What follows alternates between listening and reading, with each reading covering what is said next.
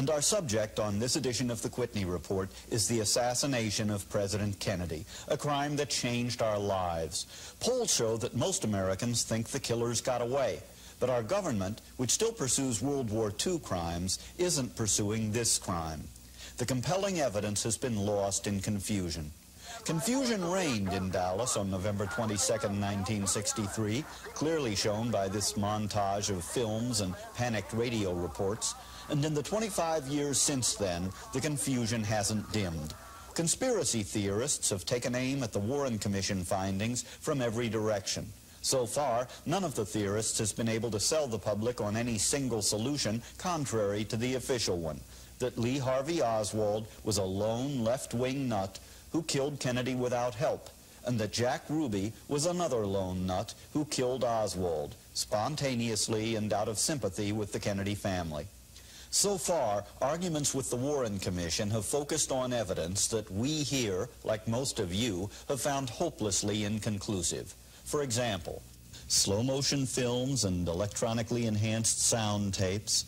Some people say they prove there was a second gunman, and other people say they don't. Diagrams of bullet trajectories, pictures of entry and exit wounds, test firings of Oswald's gun. Some experts say this proves Oswald fired all the shots, while other experts with just as many PhDs say the same evidence proves that Oswald couldn't possibly have fired the shots. So let's forget all this. Also set aside for the moment the matter of Kennedy's sex life and his efforts to assassinate Fidel Castro.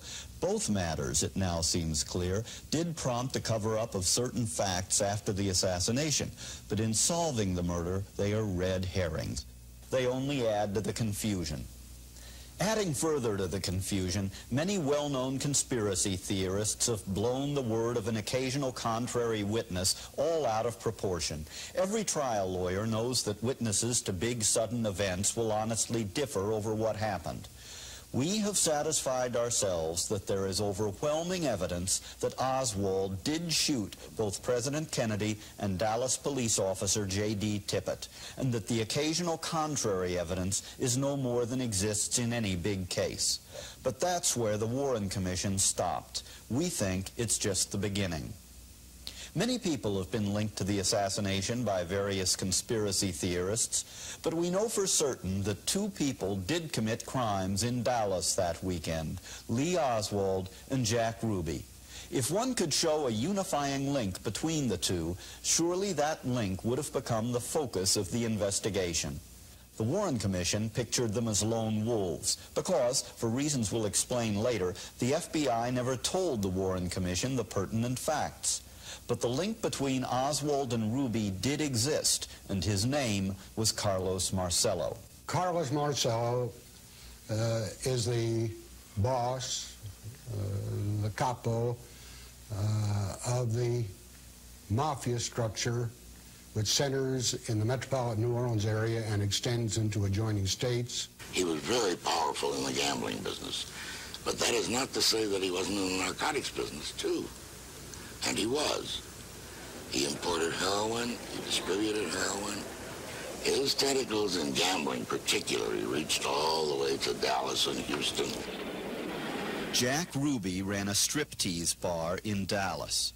But where the Warren Commission would have you believe that's all Ruby did, FBI reports show that Ruby was an important figure in gambling, narcotics, and other rackets. Ruby was described in one FBI document of the late 50s as being heading up a major narcotics operation that ran in Texas, the East, and even into Mexico. This is David E. Scheim, an MIT-trained mathematician whose fascination with the Kennedy case led him to spend 15 years sifting through tens of thousands of pages of raw data, much of it obtained through the Freedom of Information Act. We find he has ties to top Mafia people around the country. Joseph Civillo, the Mafia boss of Dallas, an FBI document describes that Ruby is a frequent visitor and associate of Civillo. Just how close was Ruby tied to Civillo's boss, Carlos Marcello? This is Joseph Nellis, Washington lawyer and former counsel to the Kefauver Committee, the first big national investigation into organized crime. Could somebody have operated in the fields of gambling and narcotics in Dallas in the early 1960s without Carlos Marcello saying it was okay? Not possible. Not possible, Jonathan. Not without getting a bullet in your head. That's what would have happened to somebody? Absolutely. You had to get permission to operate, permission to kill somebody, permission to break a leg, permission to do anything. Jack Ruby visited Carlos Marcello's brother and underboss in New Orleans just months before the assassination. But Ruby wasn't under the Marcello's thumb alone. It's critical to understand that Ruby was also tied to the Chicago Mafia, which gave Jimmy Hoffa his power. Ruby was born in Chicago and entered the rackets there as a teenager. And among the things he did, according to FBI records, he ran errands for the Capone mob, was paid $1 for every sealed envelope that he was able to transport from one place to another. By 1939, Ruby was helping run a junk handlers union local. Ruby was a suspect in the murder of the local's president, but records of the police investigation have disappeared. Ruby continued at the local under its new Mafia-connected boss, Paul Red Dorfman. Now you're talking about a very significant figure in the Teamsters' history. Red Dorfman was a local Chicagoan who handled all of the insurance placed by the Teamsters Pension Fund and by their other fund activities. In other words, he was collecting premiums on millions upon millions of dollars. Well, the Dorfmans were longtime associates of Mr. Hoffa. They certainly had very close links to organized crime in Chicago and elsewhere. And Mr. Hoffa made arrangements that they receive certain plum-type insurance contracts dealing with the pension fund and what have you, which were very lucrative. There was a sweetheart arrangement between the Dorfman agency and Jimmy Hoffa that did well for both of them. I'm sure that I'm not exaggerating it one bit when I say that Jimmy Hoffa counted himself one of Red Dorfman's best friends. But Ruby's ties to Hoffa were not just indirect through the Dorfmans. The shocker is that Ruby knew Hoffa himself. Author Dan Moldea, who was the first to publicly assert that the Mafia killed Kennedy, was stunned some years ago when Hoffa's son told him that Jimmy Hoffa had known Ruby since 1939. The son, James Hoffa Jr., a respected Detroit lawyer, then tried to put the remark off the record, so Moldea confirmed it by tape recording a phone conversation between them. And so I turned on the tape recorder, and on tape, Hoffa admitted it again, that his dad was a friend of, that his friend was a Jack Ruby. You told me that your father knew Jack Ruby, but, you know, I remember you said, so what? 1939. He was the kind of guy everyone knew. 1939. Oh, that's when he knew him? Back when he was working with Dorfman? Well, I don't know what he was working with, but he's in Chicago in 39. Yeah, he was working for Dorfman. Ruby's work for the Teamsters and the Chicago Mafia continued and naturally came to the attention of the Kefauver investigation in 1950. Remember, the Warren Commission painted Ruby as just a local punk. We're not interested in local crime or in statewide crime. It had to have an interstate aspect in order for federal jurisdiction to be appropriate. And Ruby's name cropped up in a number of hijackings, some of which were minor and some of which were rather major. He was a member of a group that had ties in Detroit and in Cleveland, Ohio, and to some extent in Florida. So among the others that we grabbed in that dragnet, his name came up. And we interrogated him, as a matter of fact, very briefly to establish the interstate connection, not dreaming, of course, who he would become or what he would become. Nellis discussed other businesses Ruby was in, such as distributing items to bars and stores. I asked if that was a mob-controlled racket.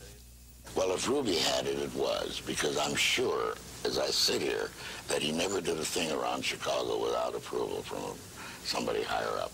The Chicago mob's biggest racket in the 50s and 60s was Jimmy Hoffa and the Teamsters. It would be hard to overstate the evil they represented. Hoffa controlled the union's multi-billion-dollar worker pension funds. Borrowing money from the funds and not paying it back was a big source of mob income. The amounts of the loans were in the hundreds of millions of dollars, but the tracing of the so-called kickbacks from those loans to Mr. Hoffa and his co-defendants, I would say, would be termed in the millions. I asked Joe Nellis about Hoffa's and the Dorfman's use of violence. Well, Jonathan, let me say this. Violence and enforcement were part and parcel of the operations of the Teamsters with their connections to organized crime, beginning long before the Kefauver investigation.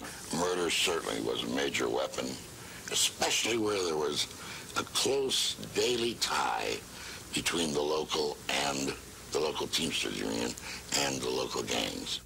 Senator John F. Kennedy joined the Senate's second big organized crime investigation, the McClellan Committee, in 1957. His brother Robert became chief counsel. They were revolted by the violence and corruption they saw in the nation's largest union, and the Kennedys singled out Hoffa as a target. While leaving the hearings, after these people had testified regarding this matter, did you say that SOB, I'll break his back? Who? You. Say to who? To anyone. Did you make that statement after these people testified before the committee? I never talked to either one of them after testifying. I'm not talking about to them.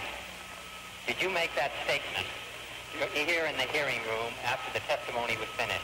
Not concerning them, as far as I know of. Well, who did you make it about? I don't know. I may have been discussing somebody in a figure of speech. Well, who did you make the statement? Whose back were you going to break? I don't even remember it. Well, whose back were you going to break, Mr. Hoffa? They give his speech. I don't even know who I was talking about, and I don't know what you're talking about. This was hardball against organized crime. Bob Kennedy and John Kennedy hated the Mafia all out of proportion, and the Mafia hated them right back. Did Hoffa ever become an obsession for Bobby Kennedy? I think it goes all the way, I think the answer is yes, but I think it goes all the way back to Mr. Kennedy's dealings with the McClellan Committee, when he was on the McClellan Committee, and they investigated the Teamsters and Mr. Hoffa. And I think he felt that this was a man that had violated state and federal law with impunity, and that no local prosecutor was big enough to really take on Mr. Hoffa. I might say that in connection with the investigation of the Teamsters Union, and Mr. Hoffa particularly, a great deal of evidence was developed indicating violent beatings and terrorism in connection with those who had opposed the international president of the Teamsters Union. There was testimony developed eventually in connection with threats against me and against my family. Jack Ruby, meanwhile, had moved to Dallas, one of Carlos Marcello's towns. He later said he was on assignment from the Chicago Mafia, which had close and friendly relations with Marcello. He said that he was told to go down there, indicating that the underworld connections in Chicago had led him to go to Dallas, to go into the nightclub business there. The sheriff of Dallas at the time, Sheriff Guthrie, testifies that Ruby came down to Dallas with about 20 thugs and hoodlums in the city. This was at the time when the mob came down to take over the Dallas rackets. What relations did the Chicago mob have with Dallas, with Carlos Marcello in New Orleans? Excellent. Oh, now you're talking about one of the key facets of the Kefauver investigation. One of the chief focus of our investigation was to determine the interconnection with one gang and another. It turns out the Chicago mob, above all, I'm talking about Tony Accardo, Sam Giancana, and before him Al Capone, were the most active in arrangements with other mobs in other cities. Ruby soon became involved in the Cuban gambling and vice operations of Marcello's friend, Florida Mafia boss Santos Trafficante. According to records and corroborated testimony, when a triumphant Fidel Castro jailed Trafficante and others in 1959, Ruby offered $25,000 to an arms supplier of Castro's for help springing the prisoners.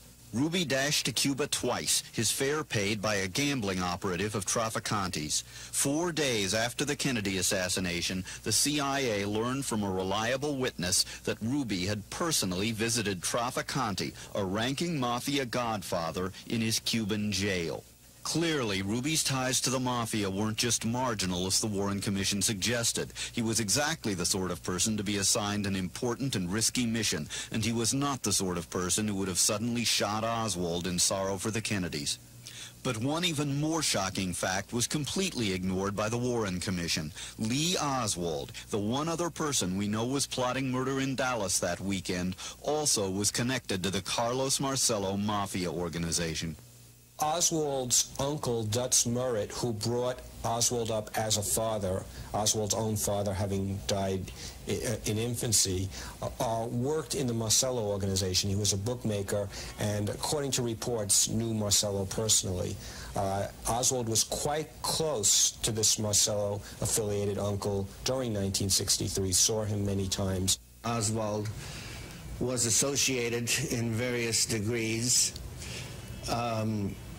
with at least 6 members of the Marcello organization, with David Ferry, who worked for Marcello's lawyer, for Guy Bannister, a private investigator who did work for Marcello, and knew Oswald and knew Ferry. And Ferry was working just about on a daily basis for Carlos Marcello in the fall of '63. He was working on a criminal case that Marcello was involved in.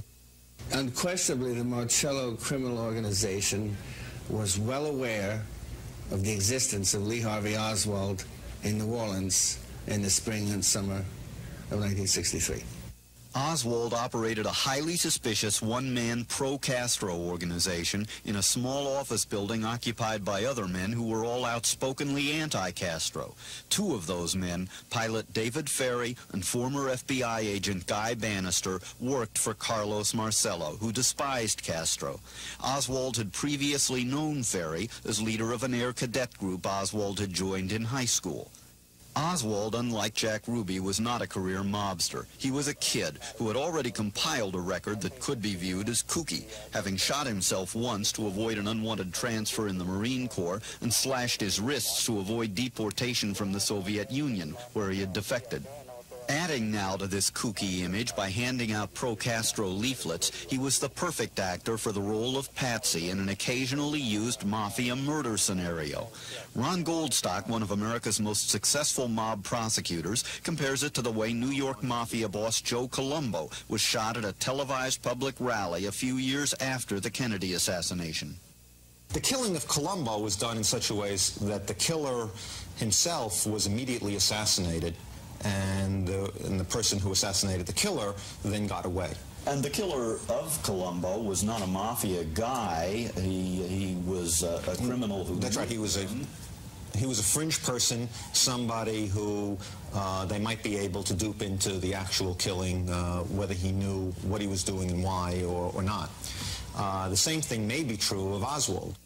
Further diverting investigators from the Marcello connection were Oswald's brushes with U.S. intelligence. In the Marines, as a radar operator at a base for top-secret U-2 spy flights over the Soviet Union, he worked around CIA people, which made it even more suspicious that he learned Russian and defected to the USSR.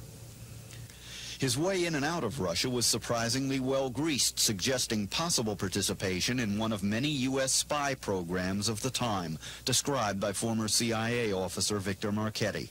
Everything suggests that he was involved in some sort of an intelligence program, probably sent over as bait in the hopes that he could either penetrate or be picked up by the KGB and doubled. Well, but of course not really being doubled. On his return home, Oswald was close to at least one person who had been involved in U.S. intelligence operations, all prompting suggestions that the CIA killed President Kennedy, even though there's no evidence of it, and no one has suggested that Jack Ruby was CIA. To create a motive for the CIA, history has been revised to say that Kennedy was going to pull out of Vietnam and make peace with Castro. In fact, however, the very month President Kennedy was killed, he had ordered a coup in Vietnam that only deepened American involvement there. and records show that literally to the day of the assassination, the Kennedys continued to encourage plots to assassinate Castro and sabotage the Cuban economy. The CIA lacked a motive. Nor would Castro or Khrushchev likely have risked World War III to make Lyndon Johnson president. Though accusations have been made, congressional investigators expressly exonerated Castro in the assassination. Only one group had anything big to gain by replacing Kennedy, and it had everything to gain. There are a number of different areas where action is needed. I think that in the field of organized crime, I think it's a very serious situation that's facing the country at the present time. Bobby Kennedy, when he had joined the Justice Department, revitalized the organized crime and racketeering section. He had been counsel to the McClellan Committee on which Jack Kennedy had sat as a senator. He recognized the danger of organized crime in this country, and he was really the first Attorney General to do so in a vigorous way. He brought together some of the best and the brightest people to work in that Justice Department. He had the FBI working with lawyers, going out in different parts of the country, conducting investigations, prosecutions, and they were beginning to make a difference. Bobby Kennedy, demonstrating his relentlessness, developed a source within the underworld, a person who later turned state's evidence. That was Joe Valachi. And Joe Valachi went public in, I think, the fall of 1963, testifying about who killed who did what to whom, and he was a soldier. He was an actual made member, a soldier within the Vito Genovese family, and was responsible for putting a lot of people in jail. Bobby Kennedy was probably the best crime fighter this country's ever had. He was the roughest on organized crime, and as Attorney General, he was eating mob guys for breakfast. Under President Johnson and defense-oriented Attorney General Ramsey Clark, the war on the Mafia predictably cooled off. Beyond the benefits reaped by the Mafia in general on Kennedy's death, two men in particular had faced ruin if the Kennedys had stayed in office: Carlos Marcello and Jimmy Hoffa. During the time of the Bay of Pigs invasion, Bobby Kennedy had authorized the literal kidnapping of Marcello off of New Orleans Street, put him on a private plane at the airport, and sent him to Guatemala. Bobby Kennedy went on record as saying, "I want to be remembered as the guy who broke the Mafia." In particular, he was incensed, he was enraged over Marcello's defiance of his deportation. Marcello had re-entered the country illegally, surreptitiously, about 2 months after Bobby Kennedy had deported him. The Kennedys kept after Marcello, who was on trial the very day the shots were fired that removed Kennedy from office, saving Marcello's career. Hoffa faced the same problem. In his case, the charges ultimately cost him his career, but in 1963, ridding himself of his obsessed prosecutor may well have seemed his only way out, and he said as much to Grady Parton, a Louisiana Teamster leader who later turned government witness against Hoffa. Parton told me that that Hoffa became outraged with Bobby Kennedy. He was going to firebomb his house. He was going to hit his house with plastic explosives at Hickory Hill, Virginia, burn the house down, kill Bob Kennedy, kill Ethel Kennedy, kill the entire family. And Ed Parton said, "Listen, Jim, if you're going to kill Bob Kennedy, go ahead, kill Bob Kennedy, but don't kill his family." And Hoffa replied, "No, the hell with them. They're Kennedys. I want them all dead." Hoffa and Marcello were particularly close to each other. The inter-involvement of Hoffa and Marcello was a very close one. For one thing, when Jimmy Hoffa was on trial in Tennessee, and during one of the recesses, Jimmy Hoffa came up to the assistant district attorney, asked about his friend Carlos Marcello, and then asked the assistant district attorney to be sure to remind Carlos Marcello that he had asked for him. There are numerous actions of Ruby, Marcello, and Marcello's agents in the months before the assassination, even in the days before, that suggest their involvement in a criminal conspiracy. The record shows that Ruby made a visit to New Orleans, saw Frank Caracci, who was lieutenant to Carlos Marcello. He made a phone call to Mafia Pecora, another Marcello lieutenant convicted of a drug offense. Pecora called Ruby back. His phone records show calls to people like Barney Baker, top Teamster thug. During the weeks and months and days and actually hours before the president's murder, Ruby received numerous telephone calls from some very interesting people. Some people who were very, very close to Jimmy Hoffa, including Murray W. Miller, the #2 man in the Teamsters Union behind Hoffa. Barney Baker, Hoffa's #1 leg breaker out of Chicago, 3 telephone calls to and from Baker. These are only part of Ruby's calls and visits, as revealed by telephone company and hotel records. He met Pete Marcello, Carlos's brother and colleague, at the New Orleans bar that served as Pete Marcello's headquarters. And the weekend of the assassination, David Ferry, Marcello's personal aide and Oswald's friend, made a highly suspicious trip to Texas and driving through a storm-swept night to Houston on what he said was a hunting trip. Instead, witnesses say, he spent almost his entire time making and receiving calls from pay booths in Houston. He lied about it to the FBI, which learned, among other things, that he had neglected to take a gun on the hunting trip. Ferry was actually arrested in connection with the Kennedy assassination the following Monday, but the charges were dropped and he died suddenly and suspiciously just as another investigation was getting underway. Ruby also spent the weekend suspiciously, viewing the assassination from atop the plaza where it occurred, following the president to the hospital, and then stalking Oswald and talking with a stripper, Karen Carlin, whose sudden need for $25 Sunday morning was the cover story for Ruby's visit to the Western Union office across from the police station where he shot Oswald, supposedly on the spur of the moment. Ruby supposedly received a telephone call from Karen Carlin at 10:19 Sunday morning. An hour before he kills Oswald. Right, in which she asked to borrow $25. And he lives down the road in Right, it's not a big distance. And Ruby, the story is Ruby then left, drove down and sent the telegram, and 4 minutes later happened to saunter down to the police building and shoot Oswald. This is David Bellin, former counsel to the Warren Commission. Bellin argues that Ruby's shot at Oswald couldn't have been premeditated precisely because of the Karen Carlin alibi, that Ruby was home getting her phone call when Oswald was scheduled for transfer. The reason that Ruby had an opportunity to kill Oswald, Ruby happened to be downtown by happenstance on Sunday morning to wire some money to one of his employees. His restaurant had been closed. Ruby was in the Western Union office. The timestamp was 11:17. Oswald was killed at about 11:21. Ruby walked down a ramp leading to the basement where press people were waiting for Oswald to be transferred from the Dallas police jail to the county jail. A postal inspector by the name of Holmes decided, instead of going to church that morning, to stop in and help his friend Captain Will Fritz at the interrogation sessions of Oswald. Fritz was interrogating Oswald along with representatives of the Secret Service and the FBI. And Fritz invited Holmes into those interrogation sessions. If Holmes would have just gone on to church that morning, he would not have added a half hour or more to the interrogation of Oswald, and Oswald would have been transferred long before Ruby ever got downtown. The fact is that Ruby was not in his apartment during the time of the call. 3 journalists and a policeman saw Ruby pacing and back and forth in front of that police building from 8 o'clock that morning. A cleaning woman who called Ruby that Sunday morning got a man. She didn't recognize his voice. He had no knowledge of her or their weekly cleaning arrangement. When Karen Carlin was first questioned by the Secret Service about the assassination, as the agent reported, she was terrified. She was so terrified she could barely speak.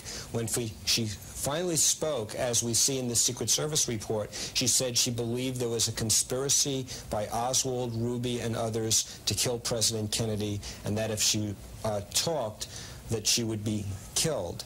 A few months after the assassination, Karen Carlin was shot to death in a hotel room. There are other eyewitness accounts pointing to a conspiracy. Of course, unreliable witnesses often pop up in highly publicized cases, but these accounts all came at or before the assassination and concern Marcello. One is from Ed Becker, a Las Vegas promoter who had been seeking Marcello's help on a deal and visited the Godfather's vast Mississippi Delta hideaway. Now, I have to be honest, I knew who I was talking to, and I think because I was from Las Vegas, he was probably more free with me than he would have been if I was from Washington, D.C. And so I started to needle him about being deported. Not in a, you know, not in a way, but in a sort of a, gee, it was sure bad, you know, what Bobby did to you, you know, da-da-da-da. And he picked that up, and that's what happened. He started talking about there are ways in taking care of these things, you know, and now I'm interested, and I'm going to prompt him, you know. What do you mean you're going to kill him, you know, Bobby? And he says, no, you don't do that. And he says, you cut off the head, the tail dies. And that, you know, what does that mean to me, you know? And then a little later on he's saying, you know, this guy's like a rock in your shoe, you know, and you limp long enough, you're going to do something about it. Well, you know, as I say, we're drinking, listening to the music, and having a very good time. And then I realized he's very serious. I mean, he's not kidding with me. I've really upset him by even asking these questions, and this is rattling around in his head, and this is the kind of stuff he's giving me. Becker reported this incident to the FBI long before the assassination, and before the stone out of the shoe phrase became popularly known as Mafia hit talk. A Cuban, Jose Alemán, has testified to a similar story about Marcello's friend Traficante. And Marcello biographer John Davis uncovered FBI files showing that a Georgia mayor and businessman, Eugene Sumner, actually reported seeing Oswald take a wad of bills from a Marcello underboss at the restaurant Marcello uses as a headquarters in New Orleans. The story is all the more believable because Sumner, in New Orleans for a business trip, apparently didn't know that the restaurant where he was having dinner and the manager he saw hand over the money were connected to the Mafia. Only 3 days after the assassination, he went straight to the FBI. Well, actually, he went to a police officer first, then the FBI, and told the whole story. They then sent him photographs of Lee Harvey Oswald, and he verified that that was the man he saw in Marcello's headquarters. The FBI never followed up the Sumner report, and Sumner refuses to discuss it now. And there is still more evidence that requires us to think in terms of a conspiracy. Compelling evidence that a fake Oswald was busy creating a phony image for the real Oswald as a left-wing nut. The Warren Commission used the left-wing nut image in concluding Oswald was the lone assassin. It cited, among other things, a trip Oswald made to Mexico City 2 months before the assassination, in which he made himself highly visible at the Cuban and Soviet embassies. An investigator for the House Assassinations Committee, Edwin Lopez, pried loose the CIA's photographic records of everyone who entered or left the Cuban embassy in Mexico City, matching the strips of negatives against time logs on all 3 cameras at the embassy. He found no Oswald. I'm a lawyer. I like to see evidence. And the evidence that we had was that there was no photograph. And if we had no photograph there and we had the negatives so that they had not been, it wasn't like someone had cut up and said between this time and this time we're going to reinsert them and retape them, etc. I mean, we had the photos there. You have the strips of negatives. The strips of negatives. We had just one whole strip that was eliminated. There could have been, but everyone that we spoke to in Mexico City and outside told us there were only 3 cameras. And we had the scripts for all cameras. But the most persuasive evidence of a false Oswald comes from J. Edgar Hoover himself. Through the efforts of Marcello biographer John Davis, we have obtained this astounding secret memo Hoover wrote to the head of the Secret Service, a memo never shown to the Warren Commission. The key paragraph says the FBI itself concluded that the visitor to the Soviet embassy, identifying himself as Lee Harvey Oswald, was not, in fact, Lee Harvey Oswald. 2 Oswalds mean one thing, a conspiracy. But Hoover never told the Warren Commission.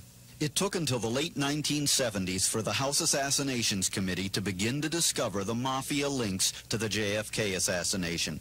The House Committee's last report suggested a Mafia plot, but was carefully hedged and ultimately collapsed in a dispute over acoustical testing. But the committee pointed the way for new discoveries by Scheim, Davis, and others.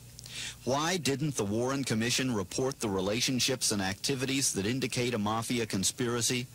because the people the commission was counting on to give it the facts, FBI Chief J. Edgar Hoover and CIA Chief Allen Dulles, not to mention Attorney General Robert Kennedy himself, all had to cover up the facts.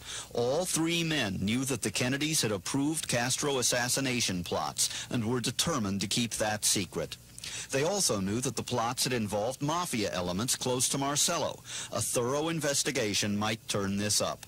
CIA Chief and Warren Commission member Allen Dulles not only had the Castro secrets to protect, he may also have known that his agency used Oswald to spy on the USSR. It would have meant big trouble for either the spying itself or the link with Oswald to become known. Hoover, who controlled most of the Commission's information flow, had still other motives. Hoover basically, he never thought that the Mafia existed in this country.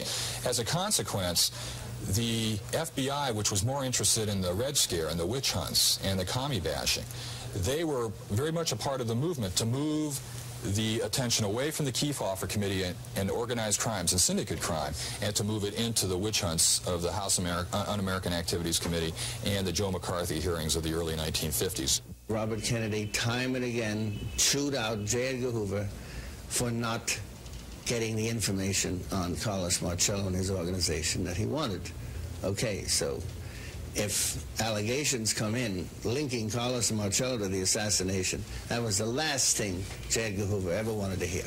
If it could have been shown that Carlos Marcello or members of his organization were involved in the assassination, it would have totally destroyed his reputation. For everyone, including President Johnson, who wanted to get the country past the affair as soon as possible, the lone nut theory was convenient. Nicholas Katzenbach, running justice in Robert Kennedy's absence, signed off on that conclusion literally before the president had been buried. Allen Dulles promoted that idea at the Warren Commission's first meeting.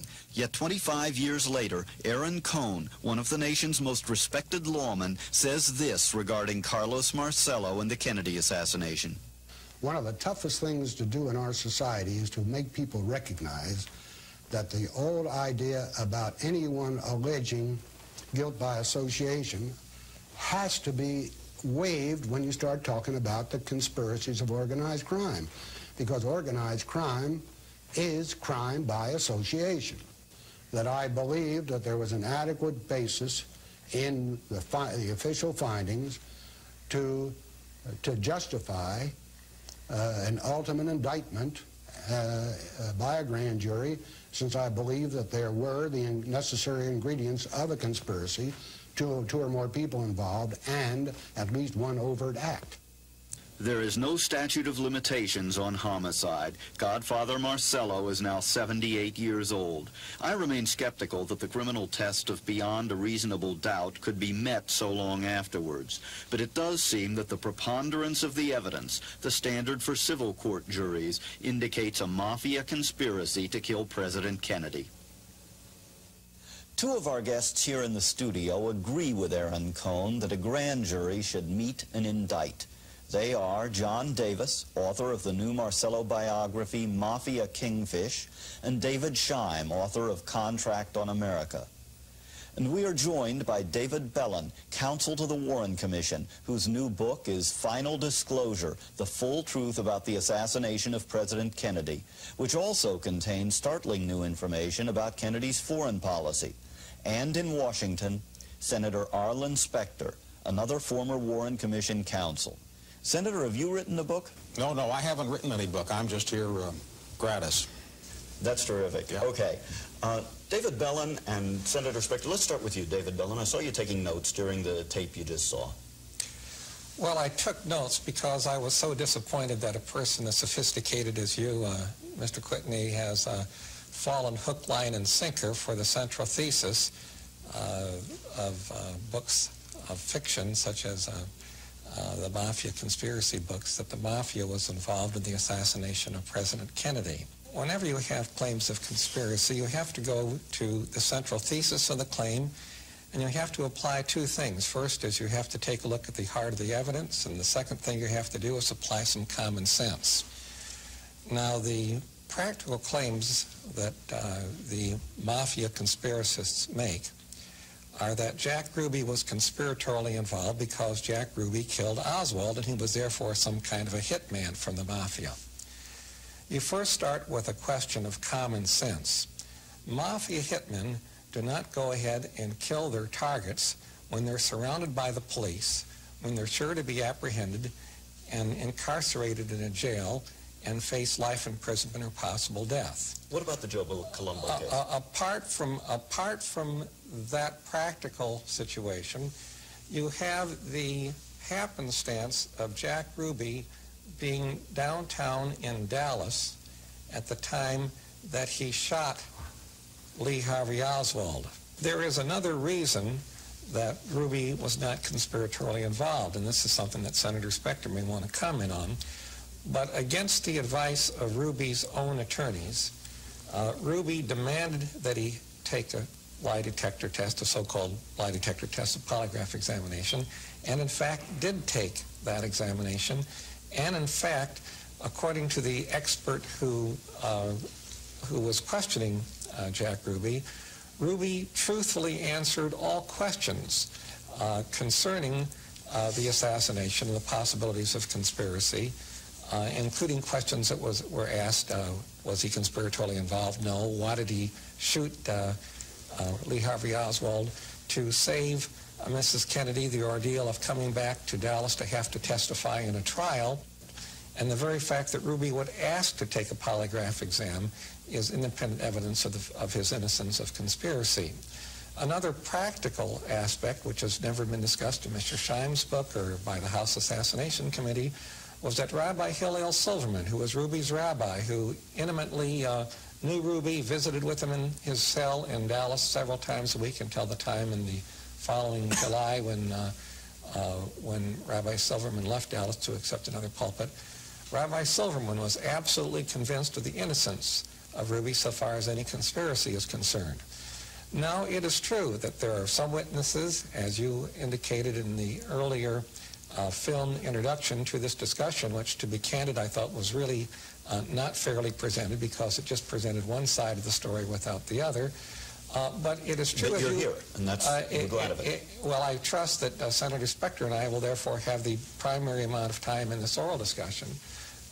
But it's true, as you pointed out, that and trial lawyers know that whenever you have witnesses to an accident, to any sudden event, you're going to get different stories. And it's true that there are some people that claim that they saw Jack Ruby in and around the police station earlier that morning.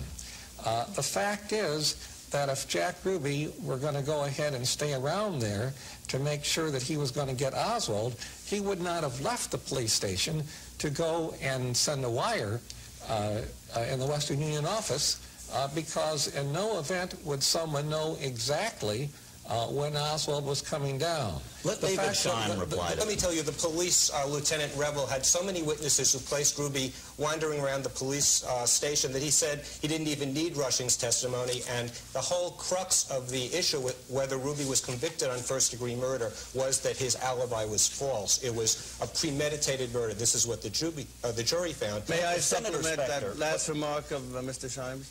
Briefly, but then I want Senator Specter to speak up. The police officer in charge of basement security, Patrick Dean, was so close to the Marcello organization that when Marcello's deputy in Dallas came back from the Appalachian Crime Conclave, the first thing he did was to have dinner with Patrick Dean, with Sergeant Patrick Dean. So you're suggesting a man like Dean might have been willing to fall for Ruby. Senator Specter, what do you remember of Ruby's testimony, and what do you make of whether he could have been downtown on Sunday morning waiting to shoot Oswald?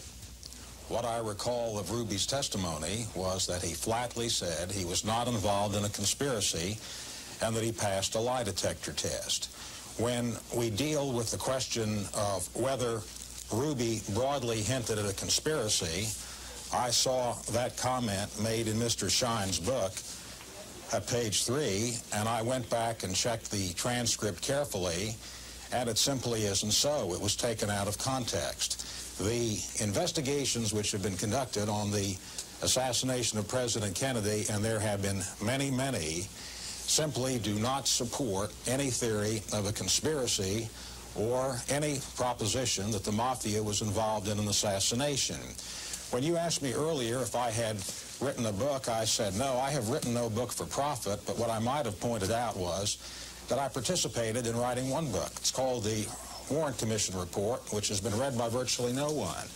And in this book, from pages 243 to 423, there is a detailed analysis of the investigation of possible conspiracy. And the conclusion was no evidence of a conspiracy. My reading of the report was that Ruby's lie detector test was inconclusive. But I want to ask you if you were aware at the time of the commission that J. Edgar Hoover himself had concluded that an imposter had identified himself as Lee Harvey Oswald 6 or 8 weeks before the assassination at the Soviet embassy. And if you had been aware that the CIA photographs of everyone entering the Cuban embassy showed that the person identifying himself as Lee Oswald and raising somewhat of a ruckus when they turned him down as a visa was an imposter, wouldn't that have indicated a conspiracy, and would that have changed any of your investigation? Well, I did not know of that specific issue or allegation. Doesn't that show that there was a conspiracy? No, not necessarily. And I think that there had been materials kept from the commission. But I would point to Mr. Davis's prologue in response to this question as to what the commission did and how much we relied on Hoover. We conducted an independent investigation. And this investigation was conducted by people outside of government, went to the Chief Justice of the United States, to John McCloy, and to others of independence, and went all around the country to find young lawyers who had no association with the government. Younger lawyers, David Bellin of Des Moines, Arlen Specter in Philadelphia, from Chicago, from Los Angeles. And Mr. Davis, in his introduction, says that the commission was a collective one of cowardice, ignorance, self-deception, and naive acceptance of the gospel according to Hoover. And the fact is we weren't. We conducted an independent investigation, and we differed in many respects from what the FBI had concluded. And I think we found the real facts, and certainly no one in the intervening 25 years has disproved our basic conclusions. Could I respond to them? Sure. Yes, what I was driving at in that introduction of Mr. Scheim's book, and which I go into it at considerable length in my own book, is that the Warren Commission simply did not receive adequate information suggesting the possibility of a conspiracy involving organized crime. And I can give you some examples. We have already mentioned that David Ferry, an associate of Oswald and also of Carlos Marcello, was arrested 2 days after the assassination. The FBI conducted a very thorough investigation of David Ferry, and they found very, very many suspicious things about him. The information on Ferry and the reports, the FBI reports on Ferry, never even arrived at the Warren Commission. You didn't even see them. I also uncovered documents suggesting the possible involvement of the Marcello organization in the assassination, which never, these came into the FBI, these allegations came into the FBI about 3 or 4 days after the assassination. They never got to the Warren Commission. We could go on. There were, as we know, there were very, very unsavory plots on the part of the CIA in alliance with the Mafia to assassinate Fidel Castro, which Robert Kennedy, as Attorney General, knew about, which the director of the FBI, J. Edgar Hoover, knew about, which Allen Dulles, who sat on the Warren Commission, knew about. These were never given to the Commission. The Commission knew nothing about them. They were never informed. Senator, were you aware of Lee Oswald's ties to the same criminal organization in New Orleans that Jack Ruby was tied to? Were you aware of the Mafia assassination plots? The answer is no, I was not, but let me hasten to add that that was not my area of responsibility. I have not had an opportunity to read Mr. Davis's book, although I tried to do so before this program. I hurriedly read Mr. Schein's book. But what I have seen in the cuts which you sent me, and in Mr. Schein's book, and I think in Mr. Davis's book, but I can't be sure because I haven't read it, are snatches of a little fact here and there, which really add up to nothing. On the materials that I know about in detail, as to the trajectory of the bullets, of the direction of the shots, Mr. Schein is simply categorically wrong. That's what Senator Specter just said. He said that David Schein is so wrong, his credibility is so subject to question on these basic facts that therefore, when he's so wrong on these basic facts, you have to assume that he's also wrong on putting together little bits and snatches. I have to respond. You have to respond to that. I've been attacked by two people. Yeah. Let me say, first of all, the Senate Intelligence Committee reviewed the Warren Commission's performance in 1976. The committee found from memos from Hoover and Johnson that there was predetermined instructions that Oswald was the lone assassin. Bert Griffin was the staff member in charge of Jack Ruby. He was not allowed to go to Jack Ruby's testimony. Griffin stated, "I feel betrayed. Evidence was withheld from me." Jack Ruby gave a canned alibi. Ruby asked for the polygraph test to get another chance for contact with federal officials. One final thing, just that you neglect to mention, is as Newsweek disclosed, Ruby wrote a note from his jail cell stating to his lawyer, Joe Tannehill, "Joe, you should know this. My other lawyer, Tom Howard, told me to make up the story that I shot Oswald so that Mrs. Kennedy wouldn't go to trial."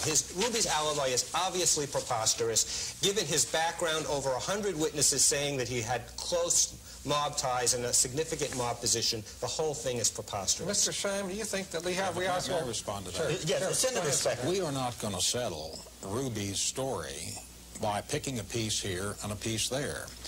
The only way people will understand it is if they go to the transcript that took about 2 hours. I was present for part of it. If they go to the lie detector test, and if they read that, I was present for all of that, and they will see in a total context, I believe, that Jack Ruby was telling the truth, that he was not involved in a conspiracy with Lee Harvey Oswald.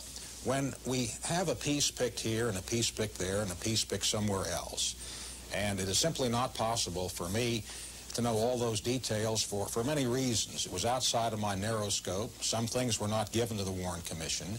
But when you take a look at all of them, on the extracts that I saw before this program started, they simply don't amount to anything. You say, Mr. Kwitney, that they would establish beyond the preponderance of the evidence. Well, I flatly disagree with you. Senator, doesn't the existence of an Oswald imposter indicate that someone else was conspiring for what he did?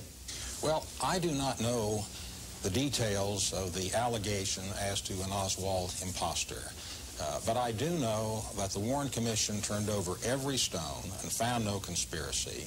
Did you investigate what David Ferry was doing on the weekend? He said he was going hunting, but in fact took no gun, and witnesses said he was making phone calls and receiving them from pay booths. I did not, because that was not my area of responsibility, but there were other competent investigators who did, and since that time, that ground has been reviewed by many, many, many investigators, and including the House committee, and all have found no evidence of a conspiracy except for the acoustical evidence, which has since been totally discredited by the National Academy of Science.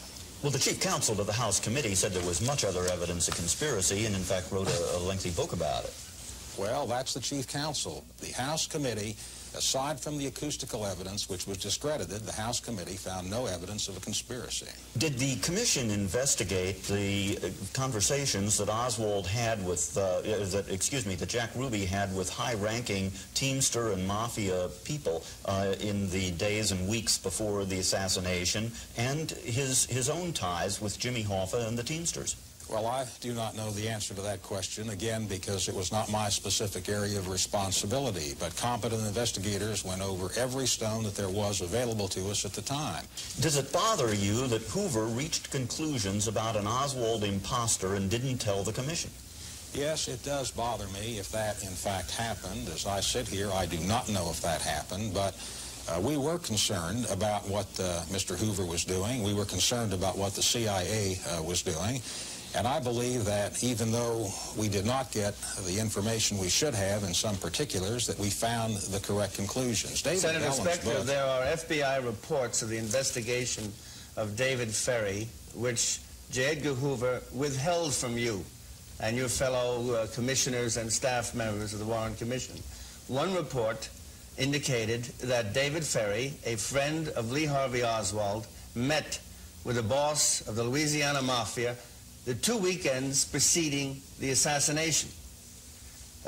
since the boss of the Louisiana Mafia was a sworn enemy of the Kennedys, since Robert Kennedy had sworn to destroy his power, it should have been significant that a friend of Oswald was meeting with an associate of this Mafia boss.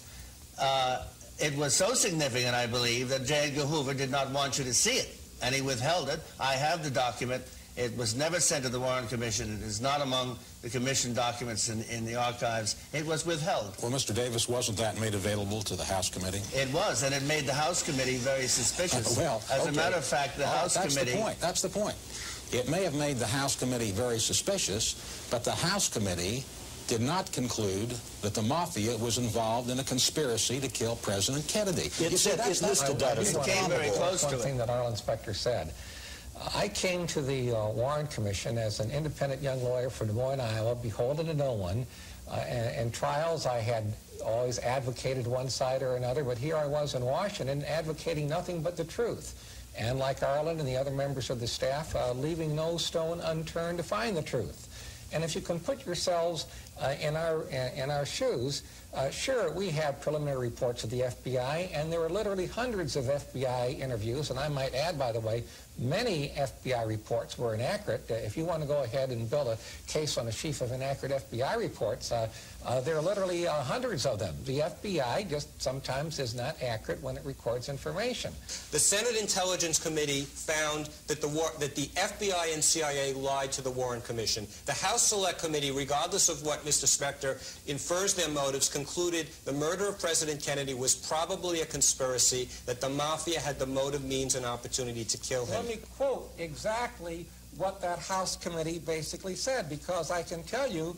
Before you read from your book, Final Disclosure, let me note that you express outrage in your own book at Alan Dulles, a member of the Warren Commission, not disclosing the Mafia assassination plots that he was aware of. You mean against Castro, but yeah. I mean the CIA assassination plots, and I also disclose in my book that I was the one that basically uncovered that and brought it to the attention of the Rockefeller Commission, and just as I left no stone unturned in my work with the Warren Commission, I left no stone unturned in my work with the Rockefeller Commission investigating the CIA. Why were those plots withheld from the Warren Commission? There is no excuse by the Attorney General, by the ex-head of the CIA, and by the head of the FBI. Why were they withheld from you? They must have been relevant. You have just heard a lot of information. There's enough evidence that the documentary segment alone could have run 2 hours. At the start of the studio discussion, we said we'd keep taping until all the guests decided that they had said their piece, and we did. We've combed the transcript, and a fair statement of every point raised in opposition to our documentary was included in the edited version you just saw. My thanks to all our guests on this program. I'm Jonathan Kwitney, and I hope to see you next time on the Kwitney Report.